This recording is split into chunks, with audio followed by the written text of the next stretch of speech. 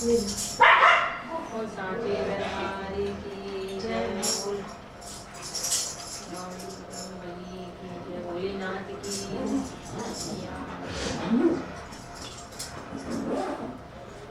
गोरा ढूंढ रही किसी ने मेरा देखा, गोरा ढूंढ रही किसी ने मेरा भोला देखा, किसी ने मेरा भोला देखा, किसी ने मेरा भोला देखा, गोरा ढूंढ रही किसी ने मेरा भोला देखा।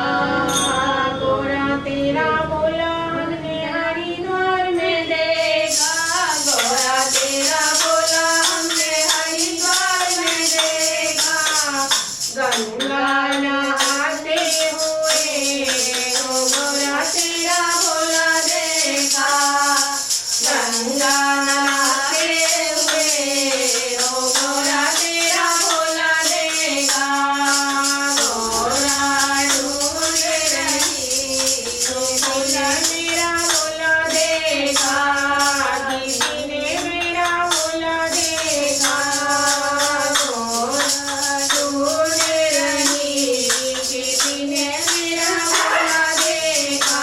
गोरा तेरा भोला हमने कलकत्ता में देखा, गोरा तेरा भोला हमने कलकत्ता में देखा, माँ काली संग जाते हुए ओ गोरा तेरा भोला देखा, माँ काली संग जाते हुए ओ गोरा तेरा भोला देखा, गोरा ढूंढ रही ओ गोरे मेरा भोला देखा, गोरा ढूंढ रही किसी ने मेरा भोला देखा, गोरा तेरा भोला हमने ओ कैलाश पे देखा, गोरा तेरा भोला हमने कैलाश पे देखा, गंगियार गढ़ते हुए ओ गोरा तेरा भोला देखा,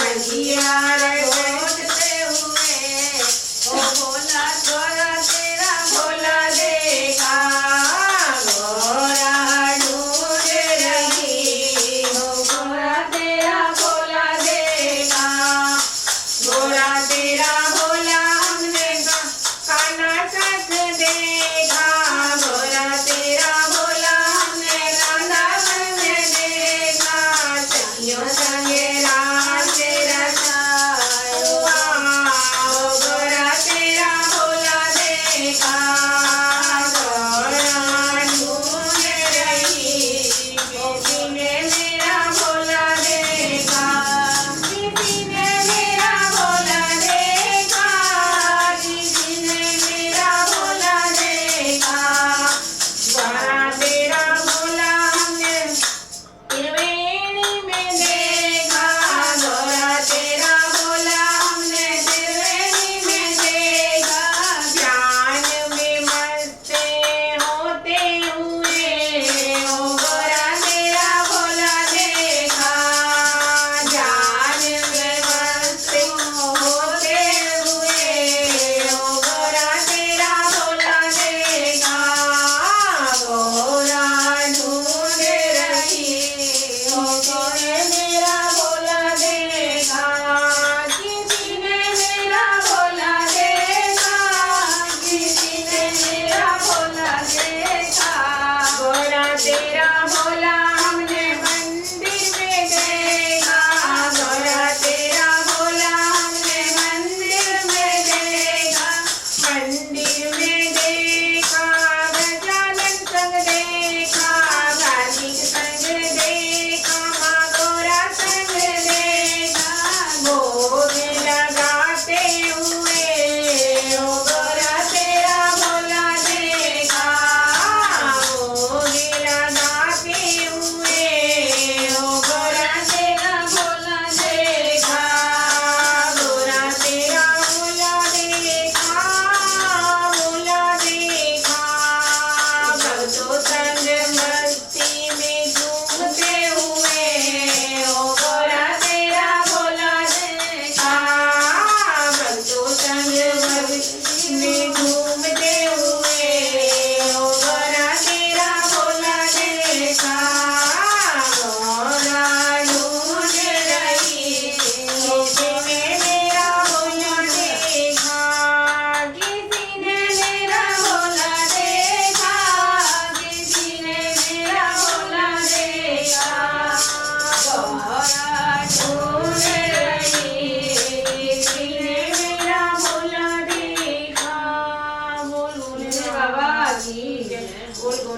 मैया की बोलो जय। युगल सरकार की जय। बोल हनुमान महावीर बजरंग बली की। सच्चे दरबार की जय। जय मेरे शंभुनाथ। जय हो गजी गजनायक जी। गाना आएगा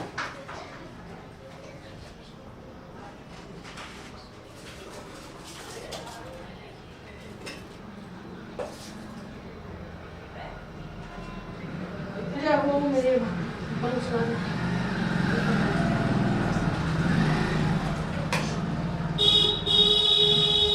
बोलो श्री कृष्ण भगवान की जय हो। गुण दोष व्यवस्था का स्वरूप और रहस्य। भगवान श्री कृष्ण कहते हैं, प्रिय उद्धव, मेरी प्राप्ति के 3 मार्ग हैं, भक्ति योग, ज्ञान योग और कर्म योग। जो इन्हें छोड़कर चंचल इंद्रियों के द्वारा क्षुद्र भोग भोगते रहते हैं, वे बार बार जन्म मृत्यु रूप संसार के चक्कर में भटकते रहते हैं। राम राम जी। राम राम। कोई ना, ये ले लीजिए, प्रसाद तो है। यहाँ तो गिरेंगे।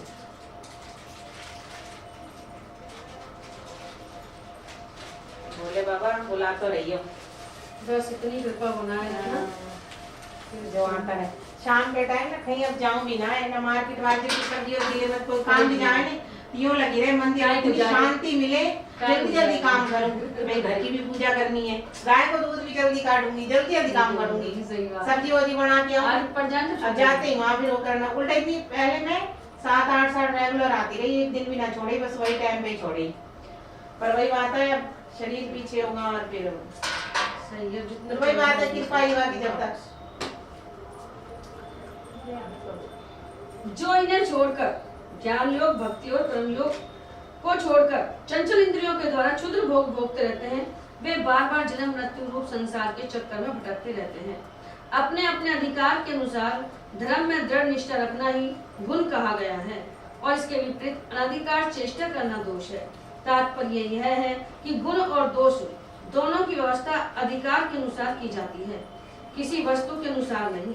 वस्तु के समान होने पर भी शुद्धि अशुद्धि, गुण दोष और शुभ अशुभ आदि का जो विधान किया जाता है, उसका अभिप्राय यह है कि पदार्थ का ठीक ठीक निरीक्षण परीक्षण हो सके और उनमें संदेह उत्पन्न करके ही यह योग्य है कि अयोग्य स्वाभाविक प्रवृत्ति को नियंत्रित संकुचित किया जा सके, उनके द्वारा धर्म संपादन कर सके, समाज का व्यवहार ठीक ठीक चला सके और अपने व्यक्तिगत जीवन के निर्वाह में भी सुविधा हो। इससे यह लाभ भी है कि मनुष्य अपनी वासना मूलक सहज प्रवृत्तियों के द्वारा इनके जाल में न फंसकर शास्त्र अनुसार अपने जीवन को नियंत्रित और मन को वशीभूत कर लेता है।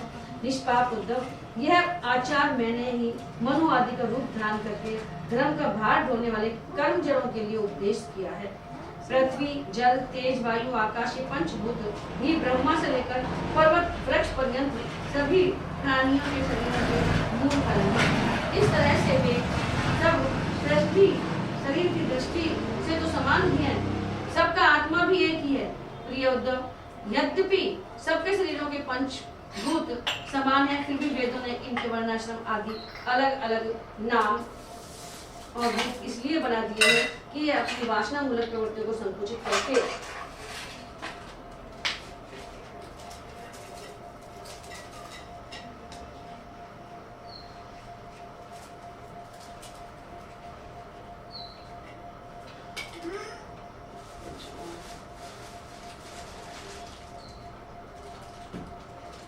चार है, 5 है। मैं सारे पूरे से आपको पीछे तो लास्ट में मिलेगा, पीछे लास्ट में आ जाए तो आप मुझे लास्ट में बोल हैं?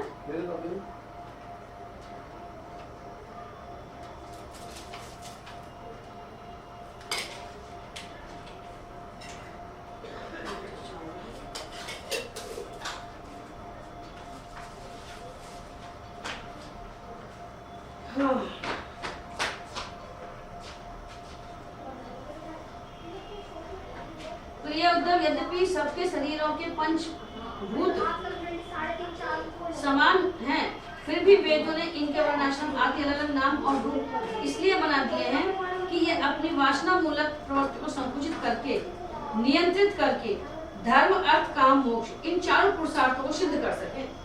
साधु श्रेष्ठ देश काल फल निमित्त अधिकारी और धान्य आदि वस्तुओं के गुण दोषों का विधान भी मेरे द्वारा इसलिए किया गया है कि कर्मों में लोगों की उच्छृंखल प्रवृत्ति न हो, मर्यादा का भंग न होने पावे। देशों में वह देश अपवित्र है जिसमें कृष्ण सार मृग न हो और जिसके निवासी ब्राह्मण भक्त न हो। कृष्ण सार मृग के होने पर भी केवल उन प्रदेशों को छोड़कर जहाँ संतुष्ट रहते हैं, कीकट देश अपवित्र ही है। संस्कार रहित और ऊसर आदि स्थान भी अपवित्र ही होते हैं। समय वही पवित्र है जिसमें कर्म करने योग्य सामग्री मिल सके तथा कर्म भी हो सके। जिसमें कर्म करने की सामग्री न मिले, आगंतुक दोषों से अथवा स्वाभाविक दोष के कारण जिसमें कर्म ही न हो सके, वह समय अशुद्ध है। पदार्थों की शुद्धि और अशुद्धि द्रव्य, वचन, संस्कार, काल, महत्व अथवा अल्पत्व से भी होती है। जैसे कोई पात्र जल से शुद्ध और मूत्र आदि से अशुद्ध हो जाता है, किसी वस्तु की शुद्धि अथवा अशुद्धि में शंका होने पर ब्राह्मणों के वचन से वह शुद्ध हो जाती है, अन्यथा अशुद्ध रहती है। पुष्प आदि जल छिड़कने से शुद्ध और सूंघने से अशुद्ध माने जाते हैं। तत्काल का पकाया हुआ अन्न शुद्ध और बासी अशुद्ध माना जाता है। बड़े सरोवर और नदी आदि का जल शुद्ध और छोटे गड्ढों का अशुद्ध माना जाता है। इस प्रकार क्रम से समझ लेना चाहिए। शक्ति, अशक्ति, बुद्धि और वैभव के अनुसार भी पवित्रता और अपवित्रता की अवस्था होती है। उसमें भी स्थान और उपयोग करने वाले की आयु का विचार करते हुए ही अशुद्ध वस्तुओं के व्यवहार का दोष ठीक तरह से आंका जाता है। जैसे धनी दरिद्र, बलवान निर्बल, बुद्धिमान मूर्ख, उपद्रव पूर्ण और सुखद देश तथा तरुण एवं वृद्धावस्था के भेद से शुद्धि और अशुद्धि की व्यवस्था में अंतर पड़ जाता है। अनाज, लकड़ी, हाथी दांत आदि, हड्डी, सूत, मधु, नमक, तेल, घी आदि, रस, सोना, पारा आदि, तेजस पदार्थ, चाम और घड़ा आदि मिट्टी के बने पदार्थ समय पर अपने आप हवा लगने से, आग में जलाने से, मिट्टी लगाने से अथवा जल से धोने से शुद्ध हो जाते हैं। देश काल और अवस्था के अनुसार कहीं जल, मिट्टी आदि शोधक सामग्री के संयोग से शुद्धि करनी पड़ती है, तो कहीं कहीं एक से भी शुद्धि हो जाती है। यदि किसी वस्तु में कोई अशुद्ध पदार्थ लग गया हो तो छीलने से या मिट्टी आदि मलने से जब उस पदार्थ की गंध और लेप न रहे और वह वस्तु अपने पूर्ण रूप में आ जाए तब उसको शुद्ध समझना चाहिए। स्नान, दान, तपस्या, वय, सामर्थ्य, संस्कार, कर्म और निवेश से चित्त की शुद्धि होती है। इनके द्वारा शुद्ध होकर ब्राह्मण, क्षत्रिय और वैश्य को विहित कर्मों का आचरण करना चाहिए। गुरु मुख से सुनकर भली भांति हृदयगम कर लेने से, मंत्र की और मुझे समर्पित करने से कर्म की शुद्धि होती है। जो मंत्र गुरु ने दिया है उसको मंत्र को जपने से और समर्पित करने से, भगवान को कर्म समर्पित करने से शुद्धि होती है। उद्धव जी, इस प्रकार देश, काल, पदार्थ, कर्ता, मंत्र और कर्म इन छहों के शुद्ध होने से धर्म और अशुद्ध होने से अधर्म होता है। कहीं कहीं शास्त्र विधान से गुण दोष हो जाता है और दोष गुण, जैसे ब्राह्मण के लिए संध्या वंदन, गायत्री जप आदि गुण है, परंतु शूद्र के लिए दोष है। और दूध आदि का व्यापार वैश्य के लिए विहित है, परंतु ब्राह्मण के लिए अत्यंत निषिद्ध है।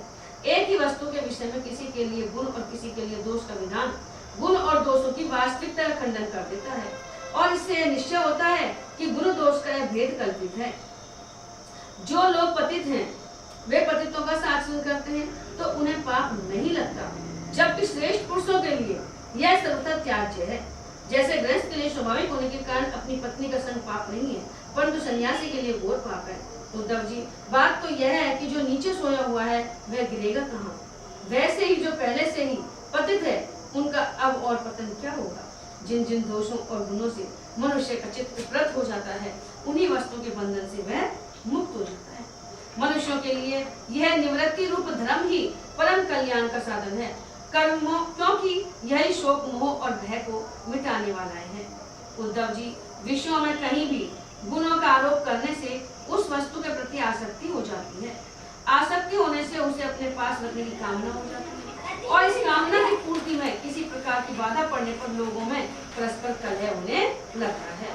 कलह से ऐसा क्रोध की उत्पत्ति होती है और क्रोध के समय अपने हित अहित का बोध नहीं रहता, अज्ञान छा जाता है। इस अज्ञान से शीघ्र ही मनुष्य की कार्य का निर्णय करने वाली व्यापक चेतना शक्ति लुप्त हो जाती है। साधु, चेतना शक्ति अर्थात स्मृति के लुप्त जाने पर मनुष्य में मनुष्यता नहीं रह जाती, पशुता आ जाती है और वह शून्य के समान अस्तित्वहीन हो जाता है। अब उसकी अवस्था वैसी हो जाती है जैसे कोई मूर्छित या मुर्दा हो। ऐसी स्थिति में न तो उसका स्वास्थ्य बनता है और न तो परमार्थ। विषयों का चिंतन करते करते वह विषय रूप हो जाता है। उसका जीवन वृक्षों के समान जड़ हो जाता है। उसके शरीर में उसी प्रकार व्यर्थ श्वास चलता रहता है जैसे लोहा की धोखनी की हवा। उसे न अपना ज्ञान रहता है न किसी दूसरे का। वह सर्वथा आत्मवंचित हो जाता है। उद्धव जी, यह स्वर्ग आदि रूप फल का वर्णन करने वाली श्रुति मनुष्यों के लिए उन लोगों को परम पुरुषार्थ नहीं बतलाती, परंतु बहिर्मुख पुरुषों के लिए अंतःकरण शुद्धि के द्वारा परम कल्याण में मोक्ष की विवक्षा से ही कर्मों में रुचि उत्पन्न करने के लिए वैसा वर्णन करती है जैसे बच्चों से औषधि में रुचि उत्पन्न करने के लिए रोचक वाक्य कहे जाते हैं। जब बच्चा दवाई नहीं लेता है तो माँ उसको कहती, बेटा प्रेम से गिलोय का काढ़ा पियो तो तुम्हारी चोटी बढ़ जाएगी, तुम स्वस्थ हो जाओगे। इसमें संदेह नहीं कि संसार के विषय भोगों में, प्राणों में और सगे संबंधों में सभी मनुष्य जन्म से ही आसक्त हैं और उन वस्तुओं की आसक्ति उनकी आत्महत्या में बाधक एवं अनर्थ का कारण है। वे अपने परम पुरुषार्थ को नहीं जानते, इसलिए स्वर्ग आदि का जो वर्णन मिलता है वह ज्यों-का त्यों सत्य है, ऐसा विश्वास करके देवादि योनियों में भटकते रहते हैं और फिर वृक्ष आदि योनियों के घोर अंधकार में आ पड़ते हैं। ऐसी अवस्था में कोई भी विद्वान अथवा वेद फिर से उन्हें उन्हीं विषयों में क्यों प्रवृत्त करेगा। दुर्बुद्धि लोग अर्थात कर्मवादी वेदों का अभिप्राय नहीं समझकर कर्माशक्तिवश पुष्पों के समान स्वर्ग आदि लोगों का वर्णन देखते हैं और उन्हीं को परम फल मानकर भटक जाते हैं। परंतु वेदता लोग श्रुतियों का ऐसा तात्पर्य नहीं बतलाते। विषय वासना में फंसे हुए दीनहीन लोभी पुरुष रंग बिरंगे पुष्पों के समान स्वर्ग आदि लोगों को ही सब कुछ समझ बैठते हैं। अग्नि के द्वारा सिद्ध होने वाले यज्ञ आदि कर्मों में ही मुग्ध हो जाते हैं। उन्हें अंत में देवलोक, पितृलोक आदि की ही प्राप्ति होती है। दूसरी और भटक जाने के कारण उन्हें अपने निज धाम आत्मपद का पता नहीं लगता। प्यारे उद्धव, उनके पास साधना है तो केवल कर्म की और उसका कोई फल है तो इंद्रियों की तृप्ति। उनकी आंखें धुंधली हो गई हैं, इसी से वे ये बात नहीं जानते कि जिससे इस जगत की उत्पत्ति हुई है, जो स्वयं इस जगत के रूप में है, वह परमात्मा में उनके हृदय में ही हो। यदि हिंसा और उसके फल मांस भक्षण में राग भी हो, उसका त्याग नहीं किया जा सकता हो तो यज्ञ में ही करे। यह परिसंख्या विधि है, स्वाभाविक प्रवृत्ति का संकोच है, संध्या वंदनादि के समय अपूर्व विधि नहीं है। इस प्रकार मेरे परोक्ष अभिप्राय को न जानकर विषय लोलुप पुरुष हिंसा का खिलवाड़ खेलते हैं और दुष्टवश अपनी इंद्रियों की तृप्ति के लिए वध किए हुए पशुओं के मांस से यज्ञ करके देवता, पितर तथा भूतपतियों के यजन का ढोंग करते हैं। उद्धव जी, स्वर्ग आदि परलोक स्वप्न के दृश्यों के समान है। वास्तव में वे असत्य हैं, केवल उनकी बातें सुनने में बहुत मोटी लगती है। सकाम पुरुष के लोगों के लिए मन ही मन अनेकों प्रकार के संकट कर लेते हैं और जैसे व्यापारी अधिक लाभ की आशा से मूल धन को भी खो बैठता है, वैसे वे सकाम यज्ञों द्वारा अपने धन का नाश करते हैं। वे स्वयं रजोगुण, सत्वगुण और तमोगुण में स्थित रहते हैं और रजोगुण, सत्वगुणी अथवा तमोगुणी इंद्रादि देवताओं की उपासना करते हैं। वे उन्हीं सामग्रियों से उतने ही परिश्रम से मेरी पूजा नहीं करते। वे जब इस प्रकार की पुष्पिता वाणी, रंग बिरंगी मीठी मीठी बातें सुनते हैं कि हम लोग इस लोक में यज्ञों के द्वारा देवताओं का यजन करके स्वर्ग में जाएंगे और वह दिव्य आनंद भोगेंगे। उसके बाद जब फिर हमारा जन्म होगा तब हम बड़े कुलीन परिवार में पैदा होंगे, हमारे बड़े बड़े महल होंगे और हमारा कुटुंब बहुत सुखी और बहुत बड़ा होगा। तब उनका चित्त क्षुब्ध हो जाता है और नेकड़ी जताने वाले घमंडियों को मेरे संबंध की बातचीत नहीं लगती। राम उद्धव जी, वेदों में 3 कांड हैं, कर्म, उपासना और ज्ञान। इन तीनों अवगत देख लो, इन तीनों कांडों के द्वारा प्रतिपादित विषय है ब्रह्मा और आत्मा की एकता। सभी मंत्र और मंत्र दृष्टा ऋषि इस विषय को खोलकर नहीं गुप्त भाव से मतलब, और मुझे भी इस बात को गुप्त रूप से कहना ही अभिष्ट है, क्योंकि सब लोग इसके अधिकारी नहीं हैं। अंतःकरण शुद्ध होने पर ही यह बात समझ में आती है।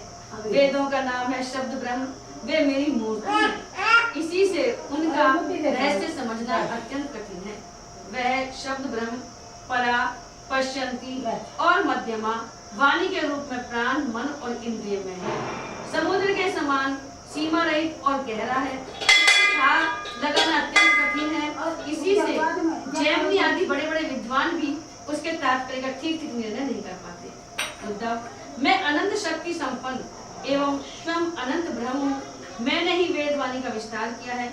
जैसे कमल नाल में पतला सा सूत होता है, वैसे ही वह वेद वाणी प्राणियों के अंतःकरण में अनाथ नाद के रूप में प्रकट होती रहती है। भगवान हिरण्यगर्भ स्वयं वेद मूर्ति एवं अमृतमय है। उनकी उपाधि है प्राण और स्वयं अनाथ शब्द के द्वारा ही उनकी अभिव्यक्ति होती है। जैसे मकड़ी अपने हृदय से मुख द्वारा ज्वाला उगलती और फिर निगल लेती है, वैसे वे स्पर्श आदि वर्णों का संकल्प करने वाले मन रूप निमित्त कारण के द्वारा हृदयाकाश से अनंत अपार अनेक मार्गों वाली वैखरी वेद वाणी को स्वयं भी प्रकट करते हैं और फिर उसे अपने में लीन कर लेते हैं। वह वाणी हृदयगत सूक्ष्म ओंकार के द्वारा अभिव्यक्त स्पर्श कैसे लेकर मैं तक 25 स्वर अंग से ऐसे लेकर अव तक 9 ऊष्म श षट्कोण स और है और अंतस्थ है ये रे ले वे इन वर्णों से विभूषित है। उसमें ऐसे छंद हैं जिनमें उत्तरोत्तर 4 वर्ण बढ़ते जाते हैं और उनके द्वारा विचित्र भाषा के रूप में वह विस्तृत हुई है।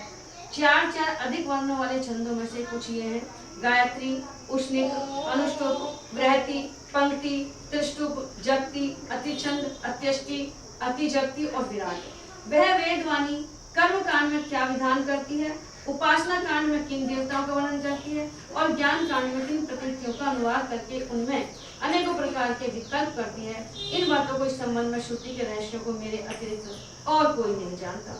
मैं तुम्हें स्पष्ट कर देता हूँ, सभी श्रुतियां कर्म कांड में मेरा ही विधान करती हैं, उपासना कांड में उपास्य देवताओं के रूप में भी मेरा ही वर्णन करती हैं और ज्ञान कांड में आकाश आदि रूप से मुझ में ही अन्य वस्तु का आरोप करके उनका निषेध करती है। संपूर्ण श्रुतियों का बस इतना ही तात्पर्य है कि वे मेरा आश्रय लेकर मुझ में भेद का आरोप करती है, माया मात्र कहकर उसका अनुवाद करती है और अंत में सबका निषेध करके मुझ में ही शांत हो जाती है और केवल अधिष्ठान रूप से मैं ही शेष रह जाता हूँ। अब तत्वों की संख्या और पुरुष प्रकृति विवेक। उद्धव जी ने कहा, प्रभु विश्वेश्वर, ऋषियों ने तत्वों की संख्या कितनी बतलाई है? आपने तो अभी 19वें अध्याय में 9, 11, 5 और 3 अर्थात कुल 28 तत्व गिनाए हैं। यह तो हम सुन चुके हैं, किंतु कुछ लोग 26 तत्व बतलाते हैं तो कुछ 25, कोई 7, 9 अथवा 6 स्वीकार करते हैं, कोई 4 बतलाता है तो कोई 11। इसी प्रकार किन्हीं ऋषि मुनियों के मत में उनकी संख्या 17 है और कोई 16 और कोई 13 बतलाते हैं। सनातन श्री कृष्ण ऋषि मुनि इतनी भिन्न संख्याएं किस अभिप्राय से बतलाते हैं? आप कृपा करके हमें बताइए। भगवान श्री कृष्ण ने कहा, उद्धव जी, वेदज्ञ ब्राह्मण इस विषय में जो कुछ कहते हैं वह सब ठीक है, क्योंकि सभी तत्व सब में अंतर्भूत हैं। मेरी माया को स्वीकार करके क्या कहना असंभव है। जैसा तुम कहते हो वह ठीक नहीं है, जो मैं कहता हूँ वही अर्थात है। इस प्रकार जगत के कारण के संबंध में विवाद इसलिए होता है कि मेरी शक्तियों, सत्वरज आदि गुणों और उनकी विभूतियों का रहस्य लोग समझ नहीं पाते, इसलिए वे अपनी अपनी मनोवृत्ति पर ही आग्रह कर बैठते हैं। सत्व आदि गुणों के छोड़ते ही यह विहित कल्पना प्रपंच जो वस्तु नहीं केवल नाम है मुक्त खड़ा हुआ है। यही विवाद करने वालों के विवाद का विषय है। जब इंद्रियां अपने वश में हो जाती हैं तथा चित्त शांत हो जाता है, तब यह प्रपंच भी निवृत्त हो जाता है, फिर माया नहीं रहती है और उसकी निवृत्ति के साथ ही सारे वाद विवाद भी मिट जाते हैं। पुरुष शिरोमणि तत्वों का एक दूसरे में अनूठ प्रवेश है, इसलिए वक्ता तत्वों की जितनी संख्या बतलाना चाहता है उसके अनुसार कारण को कार्य में अथवा कार्य को कारण में मिलाकर अपनी इच्छित संख्या सिद्ध कर लेता है। ऐसा देखा जाता है कि एक ही तत्व बहुत से दूसरे तत्वों का अंतर्भाव हो गया है।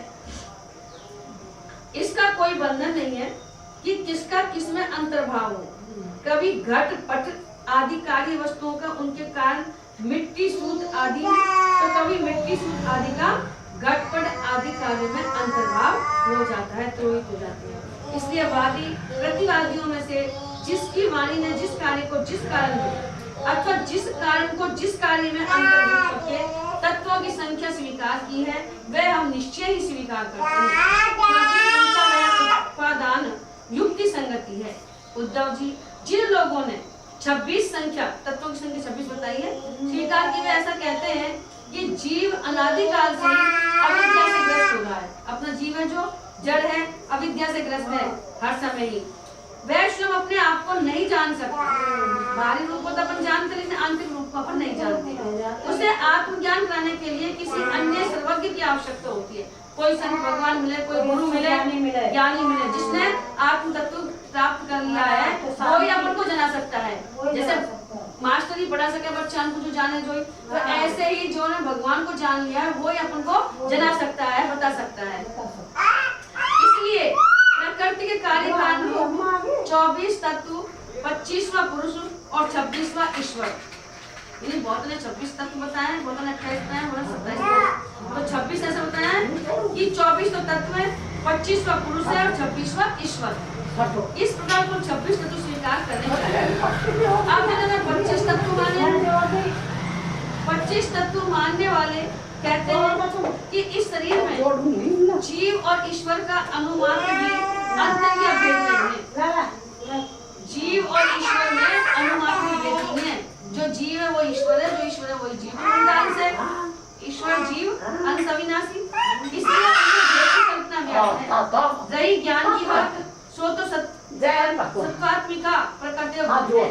तीनों गुणों की साम्य अवस्था ही प्रकृति है, इसलिए सत्य रज आदि गुण आत्मा के नहीं प्रकृति के ही है। जैसे अच्छो स्वभाव, बुरा स्वभाव, ये सब है, ये प्रकृति के हैं, आत्मा का कोई नहीं है। इन्हीं के द्वारा जगत की स्थिति, उत्पत्ति और प्रलय हुआ करते हैं। इसलिए ज्ञान आत्मा का गुण नहीं, प्रकृति का ही गुण सिद्ध होता है। सत्वरज जो है वो प्रकृति के गुण है। इस प्रसंग में सत्व गुण ही ज्ञान है और रजोगुण ही कर्म है और तमोगुण ही अज्ञान कहा गया है। और गुणों में क्षोभ उत्पन्न करने वाला ईश्वर ही काल है और सूत्र अर्थात महत्त्व ही स्वभाव है। इसलिए 25 और 26 तत्वों की दोनों ही संख्या युक्ति संगत है। जिन ने कोई ने 25 बताया, कोई ने 26, कोई ने 27, तो करें जिन्होंने जैसा बताया वो बिल्कुल युक्ति संगत है। उन्होंने किसी का किसी में अंतर्भाव कर दिया है, अंतर्भूत कर दिया है। उद्धव जी, यदि तीनों गुणों को प्रकृति से अलग मान लिया जाए, सत्रस्तम को जैसा कि उनकी उत्पत्ति और प्रलय को देखते हुए मानना चाहिए, तो तत्वों की संख्या स्वयं ही 28 हो जाती है। उन तीनों के अतिरिक्त 25 ही हैं। 3 तो गुण हो गए सत्रस्तम, और 25 तत्व कौन सा है? पुरुष, प्रकृति, महत्त्व, अहंकार, आकाश, वायु, तेज, जल, पृथ्वी, ये 9 तत्व मैं पहले गिना चुका हूँ। फिर स्रोत, त्वचा, चक्षु, नासिका और रसना, ये 5 ज्ञानेंद्रिय होगी। वाक, पानी, पाद, पायु और उपस्थ, ये 5 कर्मेंद्रिय होंगी। तथा मन, जो कर्मेंद्रिय और ज्ञानेंद्रिय दोनों ही है। इस प्रकार कुल 11 इंद्रिय तथा शब्द, स्पर्श, रूप, रस और गंध, ये ज्ञानेंद्रियों के 5 विषय। इस प्रकार 3, 9, 11 और 5 सब मिलाकर 28 तत्व होते हैं। जी मैंने बहुत से 28 की माला भी रखे, छोटी माला रखे जो 28 की हो गए, बिना बाकी नहीं 28 तो है, लेकिन 28 की रखे खाली जो छोटी वाली माला हो रहा है, जो मैं सुबह सुना रहे हैं, बिना सुबह को रहे जो 28 कर्मेंद्रियों के द्वारा होने वाले 5 कर्म, चलना, बोलना, मल त्याग करना, पेशाब करना, काम करना, इनके द्वारा तत्वों की संख्या नहीं बढ़ेगी। इन्हें कर्मेंद्रिय स्वरूप में होना चाहिए। सृष्टि के आरंभ में कार्य 11 इंद्रिय, पंचभूत और कारण के रूप में प्रकृति ही रहती है। वही सत्वगुण, रजोगुण और तमोगुण की सहायता से जगत की उत्पत्ति, स्थिति और संघार संबंधी अवस्थाएं धारण करते हैं। अव्यक्त पुरुष तो प्रकृति और उसकी अवस्था को केवल साक्षी मात्र रहता है। महत्त्व आदि कारण धातु विकार को प्राप्त होते हुए उसके इच्छा से शक्ति प्राप्त करके परस्पर मिल जाते हैं और प्रकृति का आश्रय लेकर उसी के बल से ब्रह्मांड की सृष्टि करते हैं। उद्धव जी, जो लोग तत्वों की संख्या 7 स्वीकार करते हैं, वो तो 7 करिए, वो कैसे करते हैं? उनके विचार से पांच तो यही आकाश, वायु, तेज, जल और पृथ्वी, पंचभूत, छठा जीव और सातवां परमात्मा। वो सातवां जो साक्षी जीव और साक्षी जगत दोनों का अधिष्ठान है, यही तत्व है। देह, इंद्रिय, प्राणादि की उत्पत्ति तो पंचभूतों से हुई है, इसलिए वे इन्हें अलग नहीं गिनते। जो लोग केवल छह तत्व स्वीकार करते हैं वे कहते हैं पांच भूत छठा परम पुरुष परमात्मा है। पांच तो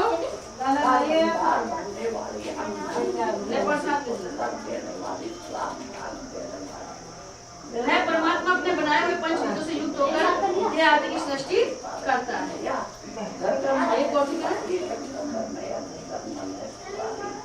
और उनमें जीव रूप से प्रवेश करता है। इस मत अनुसार जीव का परमात्मा में और शरीर आदि का पंचभूत में समावेश हो जाता है। जीव का परमात्मा में हो जाता है, जो छोड़ता है, और पंचभूतों का शरीर का पंचभूतों में मिल जाए, आकाश आकाश में मिल जाए, मिट्टी मिट्टी में मिल जाए, वायु वायु में। जो लोग कारण के रूप में चार ही तत्व स्वीकार करते हैं वे कहते हैं कि आत्मा से तेज, जल और पृथ्वी की उत्पत्ति हुई है और जगत में जितने पदार्थ हैं सब इन्हीं से उत्पन्न होते हैं। वे सभी कार्यों का इन्हीं में समावेश कर लेते हैं। जो लोग तत्वों की संख्या 17 बतलाते हैं वे इस प्रकार गणना करते हैं: पंच भूत, 5 तन्मात्राएं, 5 ज्ञानेंद्रियां, 15 हो गया, और एक मन और एक आत्मा, ये 17 हो गया। जो लोग तत्वों की संख्या 16 बताते हैं उनकी गणना भी इसी प्रकार है। अंतर केवल इतना है कि आत्मा में मन का भी समावेश कर लेते हैं और इस प्रकार उनकी तत्व संख्या 16 हो जाती है। जो लोग 13 तत्व मानते हैं वे कहते हैं कि आकाश आदि 5 भूत, श्रोत आदि 5 ज्ञानेंद्रियां, एक मन और एक जीवात्मा और परमात्मा 13 तत्व हैं। 11 संख्या मानने वालों ने 5 भूत, 5 ज्ञानेंद्रियां और इनके अतिरिक्त एक आत्मा का अस्तित्व स्वीकार किया है। जो लोग 9 तत्व मानते हैं वे आकाश आदि 5 भूत और मन, बुद्धि, अहंकार, ये 8 प्रकृतियां और नव पुरुष इन्हीं को तत्व मानते हैं। उद्धव जी, इस प्रकार ऋषि मुनियों ने भिन्न भिन्न प्रकार से तत्वों की गणना की है। सबका कहना उचित है, चाहे कोई 27 माना, चाहे 28 माना, 26 माना है, सबका कहना उचित है क्योंकि सबकी संख्या युक्त युक्त है। जो लोग तत्वज्ञानी है उन्हें किसी भी मत में बुराई नहीं दिखती। जो जाने भगवान को वो किसी भी बुराई से आप कहना वही बात ऐसा कर रहा है, वो अपनी तरफ से सही कर रहे हैं जो कर रहे हैं। तो जिन्होंने बताया वो सही बताया, उनके लिए तो सब कुछ ठीक ही है। उद्धव जी ने कहा, श्याम सुंदर, यद्यपि स्वरूप प्रकृति और पुरुष दोनों एक दूसरे से स्वरूप मिलते हैं, प्रकृति और पुरुष दोनों एक दूसरे से सर्वथा भिन्न हैं, तथापि वे आपस में इतने घुल मिल गए हैं कि साधारणतः उनका भेद नहीं जान पड़ता। अच्छा सुनो आंटी जी, प्रकृति और पुरुष, प्रकृति तो है ही जड़ पदार्थ शरीर अपना, और पुरुष परमात्मा, तो ये दोनों सर्वथा भिन्न है। वैसे जड़ और चेतन है तो वैसे भिन्न ही है, लेकिन ये आपस में इतने घुल मिल गए हैं कि साधारणतः उनका भेद नहीं जान पड़ता। कि हम अपने आत्मा को नहीं जानते, शरीर को जान जाते हैं, तो भेद नहीं कर पाते कि आत्मा अलग है शरीर अलग है।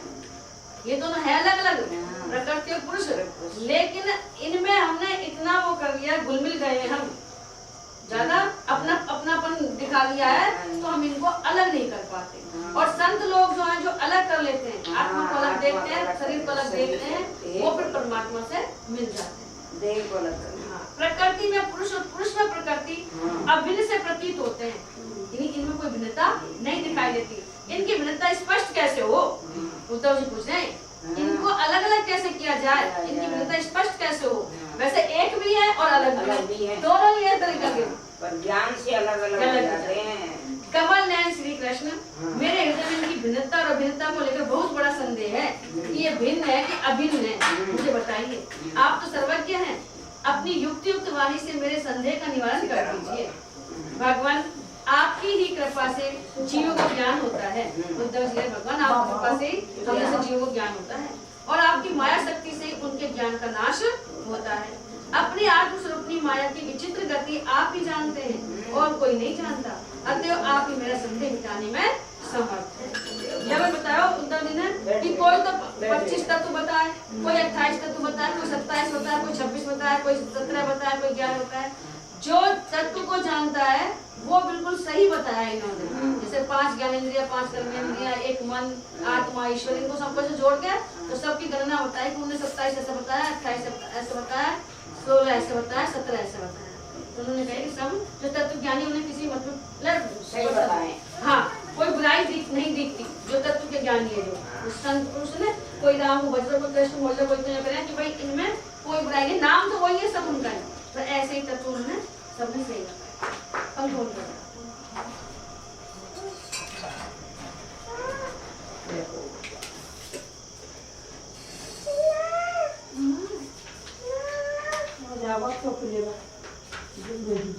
घंटा बजाना अब तो बहुत देर हो गई इसको। आए जब इसी भोग दे रहे चारों ये करके आके बुआ से मांगे।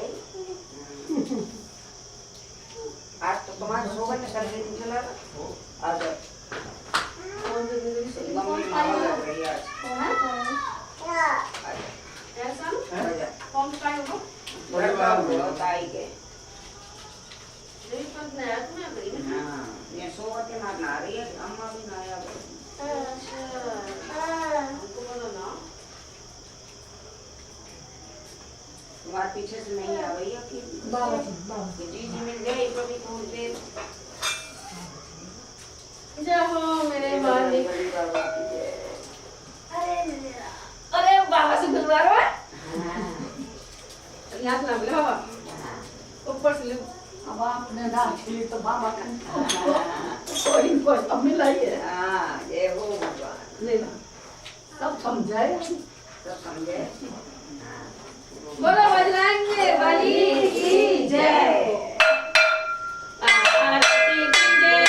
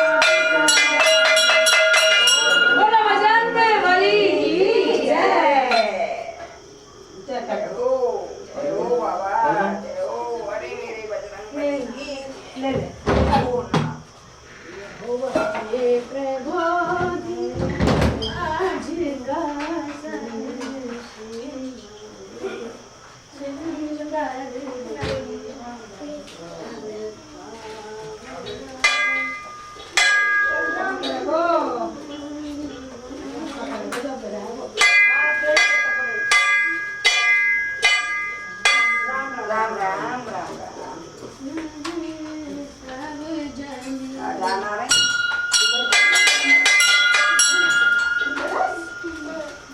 Let's go.